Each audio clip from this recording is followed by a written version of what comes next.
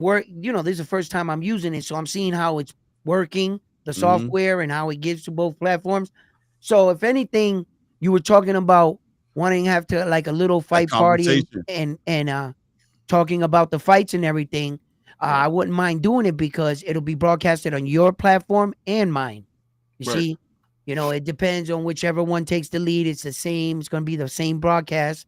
Could have a fight party, and we can break down the fights as Yep. we see them.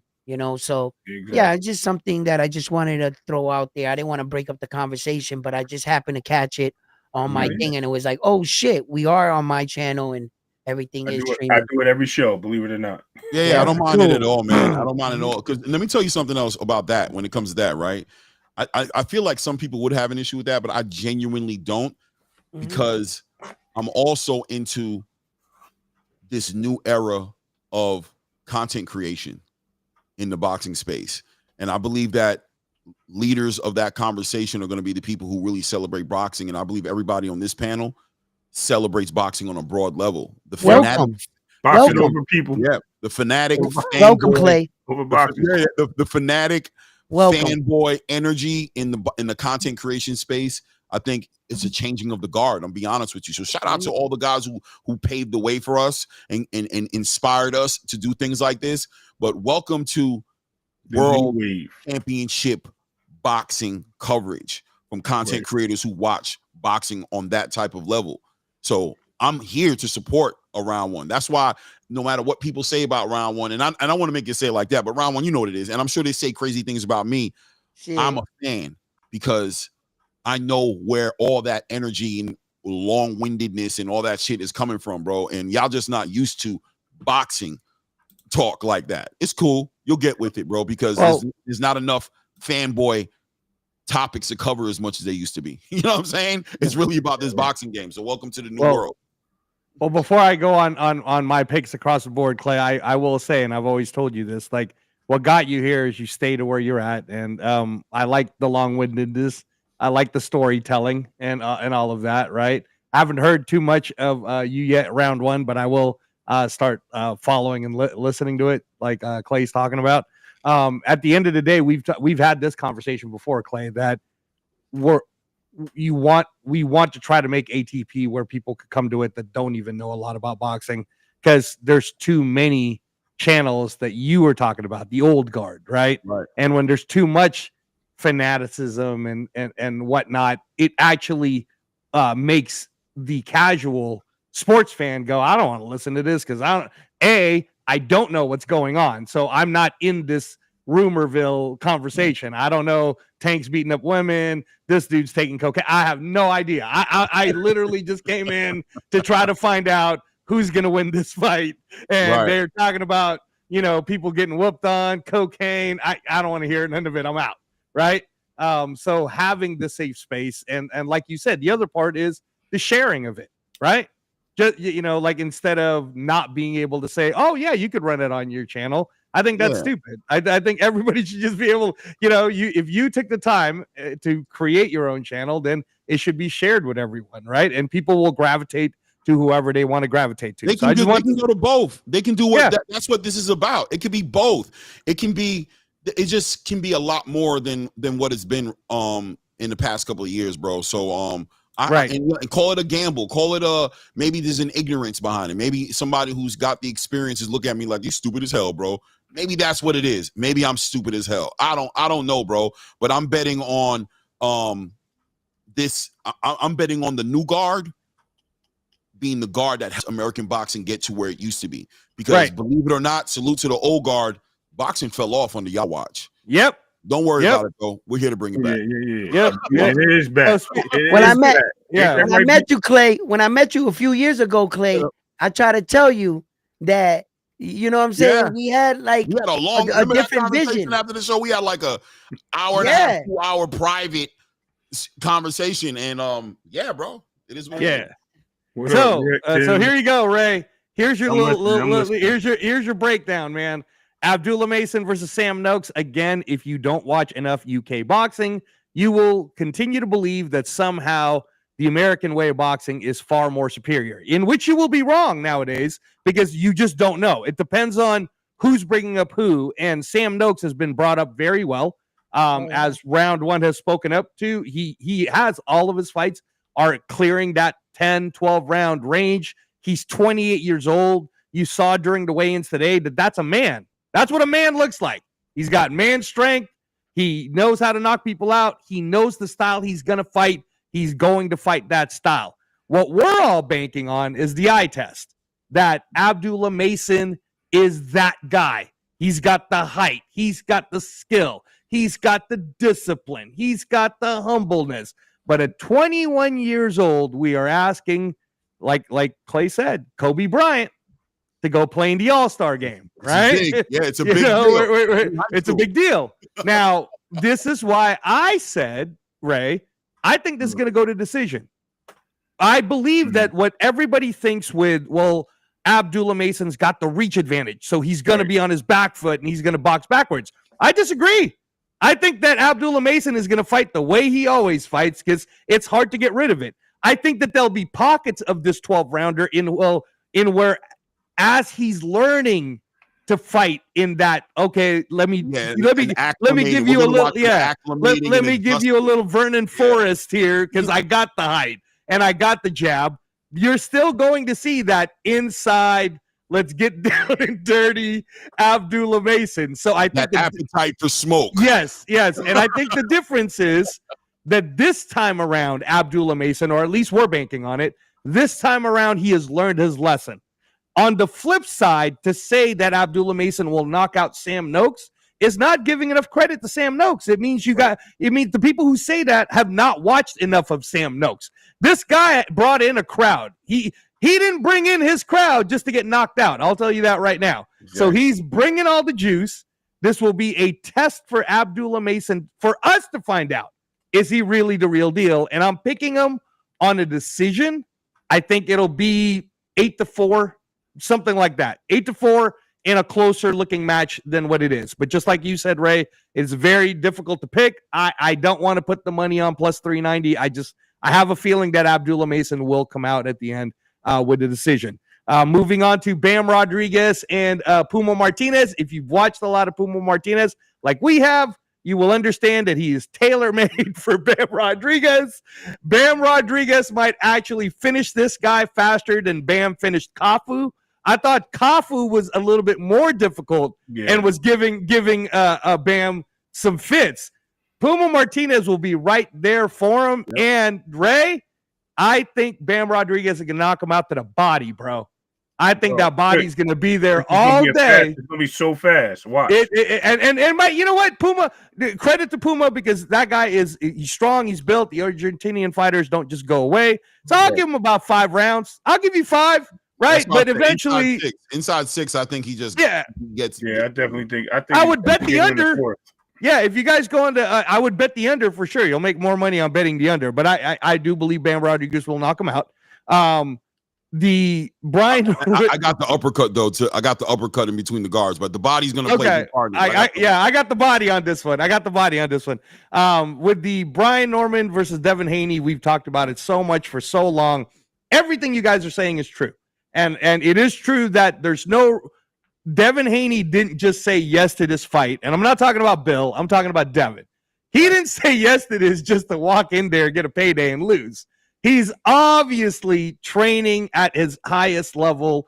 He's finally not having to sink himself to make the weight or any of that. His body's finally going to get a chance to fill out to what it is. So no matter what the result is, Ray, win, lose, draw, I believe Devin Haney's here to stay at 147. I think he's going to be a major player at 147, and I think he's going to help make the welterweight division the glamour division it should be again, right? No matter what happens. And I do respect Devin Haney for that, because there's this narrative that, I think Bill said it yesterday where he was saying, well, you know what? We're giving you a chance. Well, you know what? Not really, because the champ is Brian Norman Jr. And I think that every single time you hear either the Haneyacks or anyone talking about how great Devin Haney is, they're taking away from how great Brian Norman Jr. actually is. He's only 24 years old. And prior to Xander Zayas, that was our youngest world champion, right? Right. At the same time, we're talking about a country kid. This kid did, he's not coming out with rims and jewelry. I don't know. You've been to Atlanta, bro. Well, I'm just saying though, right? Like he's a very humble, let me work out, and he's second generation. He has seen what his dad went through. He's learning from his dad's mistakes, right? His dad is very invested in him just being a good man, and his boxing skill is his boxing punching power for sure is God gifted, right? But even just the skill level that he brings to this, which I think a lot of people are discrediting. I think that a lot of people think Brian Norman's just going to walk forward, a walk forward guy. I think that just like with Tommy Hearns versus Sugar Ray Leonard, you saw kind of a flip in and seeing the roles reverse, right? Then you got to see how good of a boxer Tommy Hearns actually is. And then you saw how good of a puncher Sugar Ray Leonard actually is, right? In a fight like that. Now, I'm not saying it's going to be that close, Ray. I'm not. Because I honestly believe, and you guys are going to hate me for this, but I have this feeling. Remember when I told you, when you guys kept telling me that Chris Eubanks was going to do what he did to Conor Benn? And I just had this feeling that I think Conor Benn wasn't getting enough credit for his actual boxing IQ and skill level. Yeah. I think the same thing's happening to Brian Norman. I think that everybody's not giving him enough credit for his boxing skill and IQ level. So I believe that Brian Norman will win this by decision. I think you might even see it kind of like how Conor Benn beat Chris Eubanks. Not so much in a dominating fashion like that, but that you could clearly see that the power of Brian Norman Jr. and taking up space in the ring is bothering Devin enough that his experience will help him survive the decision, but because he lacks being able to kind of steal around because of a knockdown, I think it'll be the other way around. I think Brian Norman will score at least one knockdown, maybe two, but head on to a decision, and Brian Norman Jr. will win. Maybe it may be a 7-5 Clay, but it could even be like what you guys are saying. It could be 6-6, but the knockdowns will be the difference. And that knockdown will be like, okay, yeah, Brian Norman clearly won, especially because of the knockdown. But Devin Haney showed us that he is a 147-pounder, and he deserves to be in this platform. And we should all praise him. We should all praise him. So that's the way I see that one. I know Ray about to jump in, but I got some super chats. If I don't catch good. it, I'm not jumping. Oh, go ahead. I'll do the last. I'll do the last one after you. Yeah, let me just do. It's not that many, but if I don't, I'm going to miss it. Oh god, let me go back down. Let's see. The one thing about this Restream app is different from StreamYard. That super chats are in their own little category, so you can always go back to them and just knock them out. This one, unless there's a way to do it, I have to literally scroll down and find them. So bear with me as I make my way through. It shouldn't take me too long. I know CJ Rich. Hold on a second here. I know CJ Rich put one up earlier today, showing support for the channel. Got all weird. You can't even type in the chat here. Goodness gracious. Okay, CJ Rich, thank you for the support, man. I'm trying to find you. I know I saw you before, and I didn't. He also gave out a bunch of memberships to the channel to help the channel, man. Salute to you. I don't see you yet in here. I'm trying to find you. Shout out to Warrior Class. Grassroots always supporting the channel. With the super chat says Devin Haney chin will be tested and may get clipped by Brian Norman. So the test will be, can Devin recover quickly, make adjustments, come back and win? I like it, man. I like it. And I think so too. I feel like when it's all said and done, that Brian Norman is going to connect at some point. And the question is, how's Devin going to deal with that? The earlier, the better for Brian Norman, obviously. You know what I'm saying? But at the same time, and only because there's going to be a lot of investment in this fight, but strategy is going to play a key. I think it's an opportunity for the Norman family to come together strategy-wise. If Brian Norman Sr. has been honest about what he sees in Devin and he honors the strength, but at the same time has faith and confidence in what Brian Norman brings to the table, I think we're going to see it play out the way it does. Warrior Class, another $5 super chat, and it says Abdullah Mason has foot place issues. Remember knocked down twice by remember knocked down twice by Super Shag. He's talking about Johan Vasquez. That's crazy. That's why I started laughing. Yeah, but Mason made adjustments to win, but he needs to fix the footwork. Yeah, I agree. I think that the thing about these young fighters, and here's my last thing to say about, because we're about to go to, I'm gonna give everybody a chance to close it out. But the last thing I'm gonna say is about these young fighters is they're getting better so fast in between fights that using the triangle theory with them, you have to put a little bit of an angle on them because you have to also acknowledge the fact that these guys are developing and that every fight there's an opportunity for them to do something way greater than they did in the last fight. They're going to constantly be showing you these fits of fundamental flaws. They're going to be doing these things and growing, but the competition and the matchmaking and the developing of the fighter is going to play a big part into what they do. And I think that's what we're going to see. I think we're going to see adjustments in I think we're going to see big adjustments in Brian Norman Jr.'s approach. We're going to see big adjustments in Abdullah Mason's approach. These guys are young, and that's what they're going to do. And I think the veterans in these fights, or the people who we know, I think they pretty much are who they are. They're getting a little better. You know, you never stop learning, but they are who they are. It's the young fighters who were wondering, can they step up? And I think this is an opportunity for them, and I think it's a changing of the guards. Shout out to Blade Brown also with the support in the channel just right now with a super chat with the $5 says, salute to you guys, man. Salute to you, Blade Brown. Appreciate the support, man. Salute, Blade Brown. Salute. So let me finish this up, Clay, so you can close it out. Benavidez versus Yard is the main event. It's for the WBA, WBC 175-pound title. We saw what the weigh-ins look like. I'm going Benavidez by decision, but I do want to point this out that no one said yet. So you see Benavidez in there. You see his son is a big part of this whole thing this week, right? His dad, it's a family affair. There's going to be moments where everyone who believes that Yard's got the power to hurt Benavidez. There may even be moments in this fight where Benavidez will get clocked a little bit. There's no way, Clay, in Benavidez's heart of hearts, will he look like a punk in front of his own son, man. That will not happen. So you heard him in the background too. yeah, bro. So I think that I say that, Ray, to say that there's going to be that part of Benavidez that's going to give him that extra little booster when it comes to if he feels like he's trapped in danger, kind of the same way Yard did it with Beterbiev in some parts of the fight, right? That Benavidez will look to go, all right, man, strap up, and then he'll get out again. But you're absolutely right that this is the time that we need to see Benavidez. Is the jab working? Can you use your distance? Is your hand speed going to translate to the combinations? You know, maybe not like Sugar Ray Leonard, Marvin Hagler style, but you know what I'm saying, right? Like, let's see you boxing a little bit more, because at 175, we haven't seen him be the monster at 175. We've seen him be the Mexican decision maker at 175, but not the Mexican monster yet at 175. He decisioned Morrell. He decisioned Vosdick. I think this will be a decision against Yard.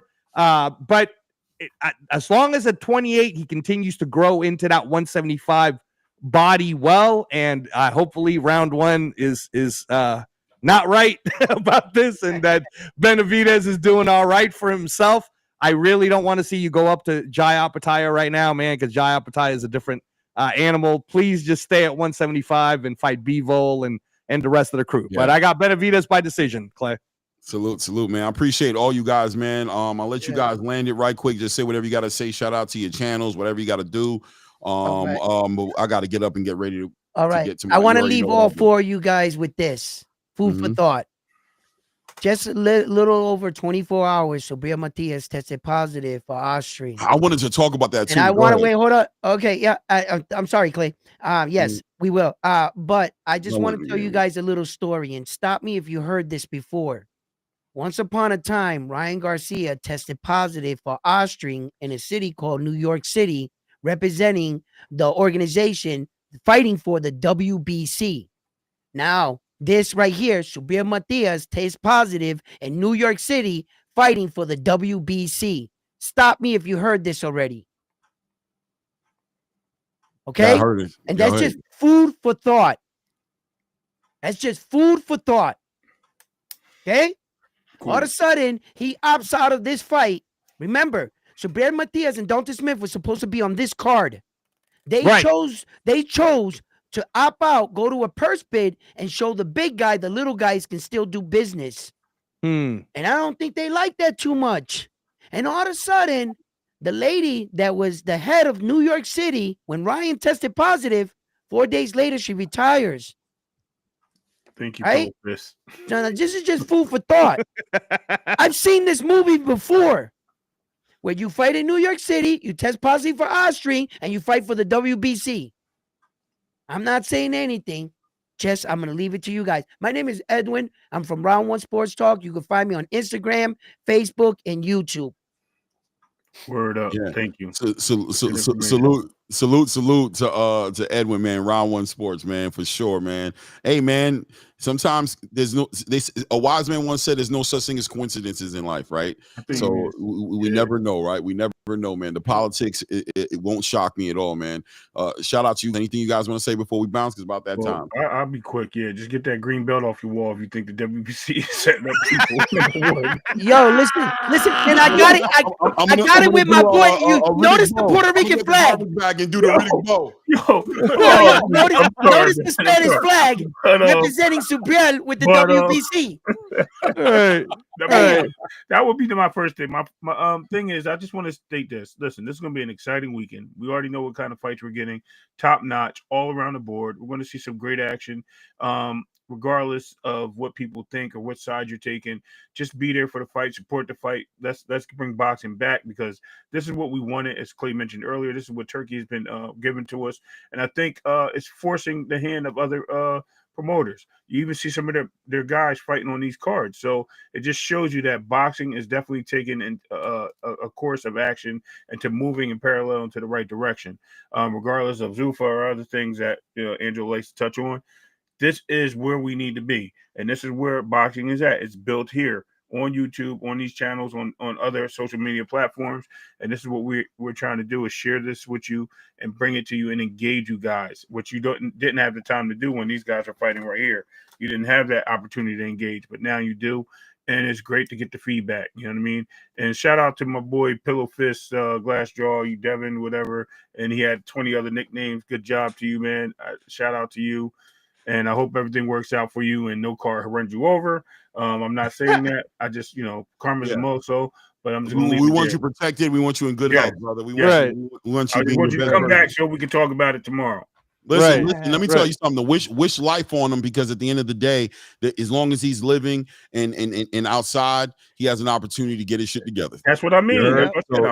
Stay out here, man. Don't go away a piece of shit. Baby. Fix it up before he calls you home. You heard? Don't be your whole life. Yeah, right. Listen, man. If that's the case, then man, listen. God bless you, and hope you have a blessed day. Hey, there you go, Ray.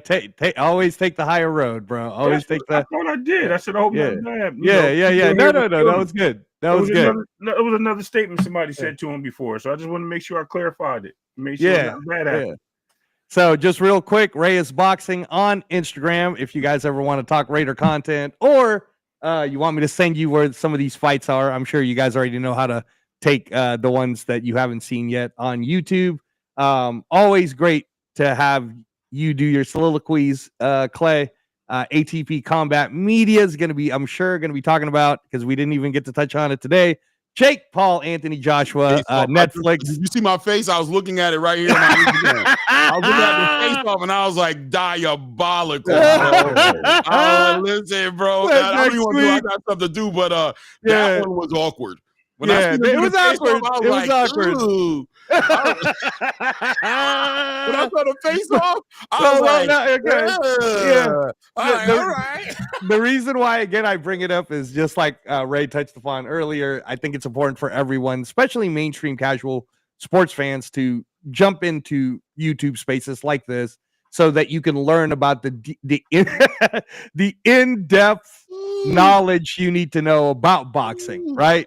Like what's actually happening in the in-depth knowledge of boxing. Because if you're looking at what Clay's showing us on the phone, that's not, I mean, it is boxing, but it isn't boxing. Well, this right? is scary. Wait a minute. That's what this is. Just 2 weeks ago, Jake Paul was looking down at his opponent, Davis. Right. Now he's looking up at a real opponent. So damn. Well, this is that it looked like a moment of clarity, right? In that face off, it looked like Jake. All the shit talking is cool, but listen, bro, that was right. Until you're standing face to face with him, right? Yeah, right. And Anthony's looking at him like, Thank you. I'm gonna crush you. Appreciate the pay. I'm gonna crush you. But again, I must break you. Yes. I bring it up, Clay, must again, break so you. that everybody will understand that that's just part of the business of boxing. That is a spectacle and a circus that Netflix is willing to fund, because Netflix is not in the business of boxing. Netflix is in the business of entertainment, and if they can show you a car crash, they will. So 100 million global subscribers will get a chance to see that car crash that we're going to witness on December 19th. You're damn right. It is what it is, guys. Hey, man, salute to everybody, man. Thank you guys for jumping up on the panel, man. I gave the picks, man. Hey, man, may the best man, no matter what, win tomorrow. Boxing wins tomorrow. We win as boxing fans tomorrow. If there was a bet on FanDuel and it sold us on there, I would tell you to pick us every time, man, especially on this one. We definitely the favored to win tomorrow, man. Salute to everybody, man. Right. Combat Media, man. Appreciate you guys. Peace out.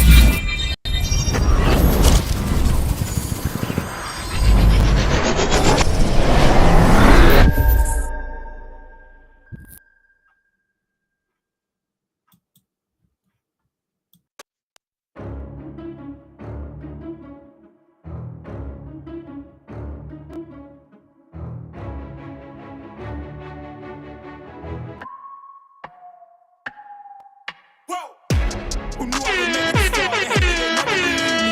Yeah, I would never drop the ball. I know I make it look easy. Yeah, Mayweather with the defense. I don't care what a critic got to say. I got them picking up the pieces. Hey guys, if you hear me, hit the subscribe button. If you haven't subscribed, like the channel, hit that hype button. The hype button. Hit the hype button. Hype me up. Yeah. When it go up. Ain't got no other plans. You don't need to understand. Hey, we on overtime. You don't need to understand. Hey, you just show